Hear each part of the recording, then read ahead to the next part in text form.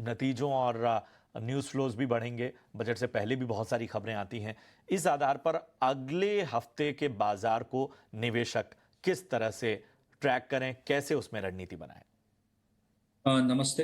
बात करें overall market की तो डेफिनेटली वॉलेटाइल सेशन हमें देखने मिला और आगे भी देखने मिल सकता है। ओवरऑल चार्ट स्ट्रक्चर की बात करें डेली चार्ट पे निफ्टी एक डेफिनेटली वॉलेटाइल है बट एक रेंज में हमें देखने मिल रहा है। तो ट्रेडर्स को सजेशन रहेगा कि स्टॉक स्पेसिफिक अप्रोच रखें और इंडेक्स में और पोजीशंस भी अपनी कम पोजीशंस रखें मार्केट में, क्योंकि और आगे भी वॉलेटिलिटी हम एक्सपेक्ट कर रहे हैं। जहां तक लेवल्स की बात करें, निफ्टी का सपोर्ट है 22,900, एक 22,950 एक इमीडिएट सपोर्ट है निफ्टी के लिए। 23,350, 23,400 एक रेजिस्टेंस फेस कर रहा है निफ्टी। तो जैसे हमने बात की, stock specific sector specific approach रखें मार्केट में। Sector specific, stock specific approach रखिए। न्यूज़ फ्लोज का भी विशेष रूप से ध्यान रखिए। बजट वीक होगा तो बहुत सी ऐसी खबरें आएंगी जिसका असर खास सेक्टर्स पर दिखेगा, और वैसा ही असर हमने एफएमसीजी पे भी गौरांग सर देखा है। एग्री बजट बढ़ने की उम्मीद से एफएमसीजी शेयरों में खरीदारी लौटी है। एचयूएल आज निफ्टी का टॉप गेनर रहा।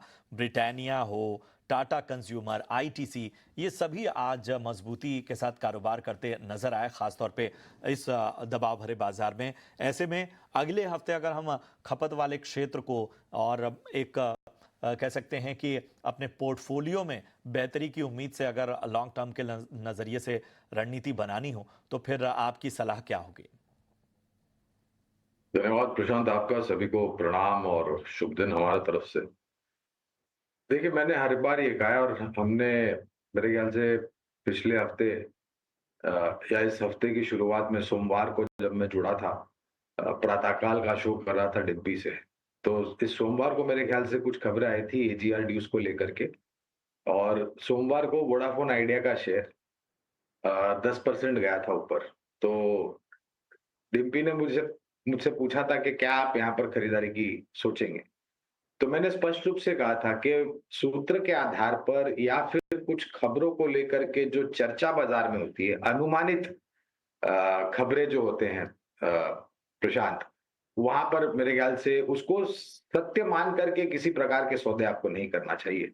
और इस हफ्ते हमने देखा 10% ऊपर था वोडाफोन आइडिया का शेयर, और फिर मंगलवार को 10% नीचे। तो ये जो बातें आई है खपत को लेकर के, उससे हम सहमत है, इसमें कोई दो राय नहीं। लेकिन आ जाने दीजिए खबर। अगले हफ्ते शनिवार को 1 फरवरी को बजट है। माननीय वित्त मंत्री जी को घोषणा कर देने दीजिए, बाद में आप किसी प्रकार के सौदे कीजिए।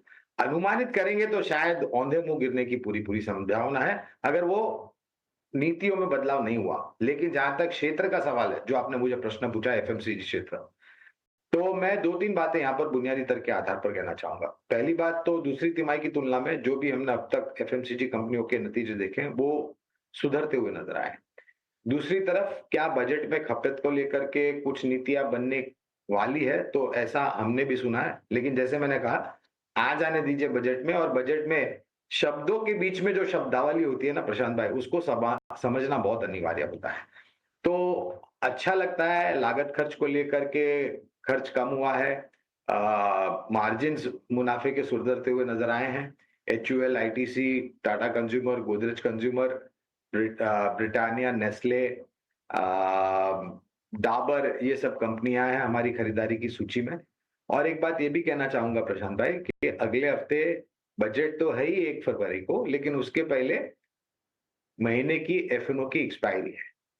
और ये चीज भी ध्यान में रखिए कि बजट और एफएनओ एक्सपायरी बहुत ही उठापटक होने की संभावना है। और उसके संकेत जिस प्रकार से आज हमने इंडिया विक्स को 17 के पार जाते हुए देखा था एक समय पर, और फिर 17 से थोड़ा बहुत नीचे आकर के रुका है इंडिया विक्स। तो ये सभी प्रकार के जो आपको कुछ संकेत मिल रहे हैं, ये ऐसा लग रहा है कि आने वाला जो हफ्ता होगा, ये बहुत ही उठापटक वाला हफ्ता होगा। बिल्कुल। तो थोड़ा उठा फटक वाला हफ्ता होगा, तो जाहिर सी बात है खबरों और बाकी चीज़ों पर जो अपनी रणनीति आपको बनानी है वो बहुत सोच समझ कर बनानी है।